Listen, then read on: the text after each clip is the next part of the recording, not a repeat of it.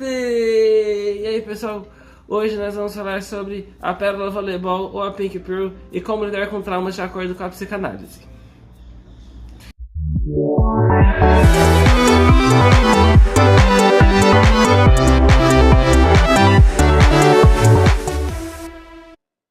Então, primeiro eu quero fazer uma seguinte alegoria. Imagina que no nosso cérebro é tipo um simpósio, um seminário que tem várias pessoas, várias ideias, cada pessoa é uma ideia que se alternam para ir lá falar na frente sobre elas. Então vamos supor, eu tenho uma ideia de que eu namoro. Aí vai lá uma pessoa, a ideia vai lá no palco e fala, eu acho que eu namoro por causa disso. Todas as ideias que a gente está tendo estão lá civilizadamente conversando umas com as outras na nossa cabeça, criando a nossa identidade de self, de eu. Só que de repente uma dessas ideias começa a perturbar, se torna uma ideia perturbadora. Então vamos supor um trauma, por exemplo, ele começa a gritar lá uma coisa muito forte que incomoda as outras e tira a civilidade da sua mente. Tipo, por exemplo, um transtorno de estresse pós-traumático ou alguma coisa assim. Ou qualquer tipo de trauma mesmo, fica martelando na sua cabeça aquela ideia. Então, o que as pessoas fazem? Expulsam a pessoa da consciência, né, que é o salão, que é a nossa consciência, é o salão que as ideias ficam lá falando, e coloca ela pra fora, que é você parar de pensar no assunto, tentar encontrar uma racionalização, tentar evitar de pensar naquilo, entendeu? E aí você faz de conta que tá tudo bem, ajuda no mecanismo de defesa, negação, tem vários outros, formação reativa, tem vários mecanismos de defesa. E aí você acha que superou o trauma, mas na verdade você só tirou ele da consciência. O trauma continua lá e ele fica batendo na porta e gritando, e jogando objetos pela parede, e gritando e fazendo um escândalo. Então ele vai continuar perturbando, mesmo que ele seja fora do consciente, ele vai perturbar do subconsciente, entende? Então o que é a solução que você tem que fazer? Você tem que ir lá fora, falar com a ideia perturbadora, falar assim, olha, você pode ficar aqui nessas condições, você negocia com ela, como você deve lidar com essa ideia, e ela vai estar lá dentro, mas sem perturbar, entendeu? Tem que conversar o que ela quer. E a mesma coisa com os nossos traumas. A voleibol, ela passou por um trauma muito intenso, quando a Pink Diamond machucou ela. E aí o trauma dela foi tão intenso que deixou marcado no olho dela. E não era um machucado físico, era um machucado psicológico, da pérola dela. E ela ficou péssima, e isso que machucou ela, o Steven não conseguia curar. Aí, ela foi contando da história dela e descobriu-se isso, que a pérola foi machucada pela Pink. E aí ela contava da Pink como se ela fosse uma pessoa perfeita e tal, só que ela não é. E cria esse conflito na mente dela, que a Pink machucou ela. Então, eles vão para Recife.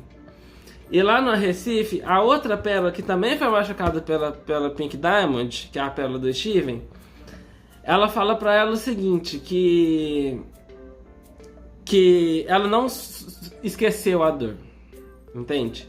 Ela não esqueceu todas as coisas horríveis que ela passou, mas ela aprendeu a conviver com ela mesma, conviver com aquelas informações e seguir em frente, entende? Então é isso que ela fala com a voleibol, que ela deve não esquecer do trauma, mas aprender a enxergar ele com outros olhos. E daí elas se fundem numa cena maravilhosa, aquela cena.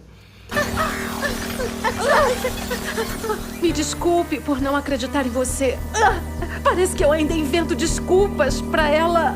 Era isso que eu estava fazendo, mas ela não tinha intenção. Mas você se machucou muito. Eu me machuquei muito mesmo. Como você venceu a dor? Eu não venci.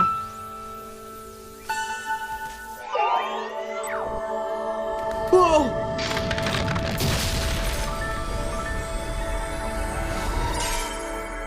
Se fundiram! No momento, a pérola do Steven faz às vezes de um psicanalista na vida da voleibol, porque ela mostra o que aquilo significa para ela. Significa aquele trauma que ela passou. E é por isso que é importante a gente fazer psicoterapia e nos autoconhecer, nos autoconhecimento. E eu acho muito ótimo que, a partir daquele momento, todas as vezes que apareceu a voleibol, não mostrou o olho dela que tava... Era esse olho, né? Porque ela tava... esse olho. Que ela tava... machucado. Porque pode significar três coisas. Ou que ela ainda não superou o trauma, mas ela tá superando. Então mostrar aquilo reafirmaria um trauma que ela tá no processo de superar. Ou...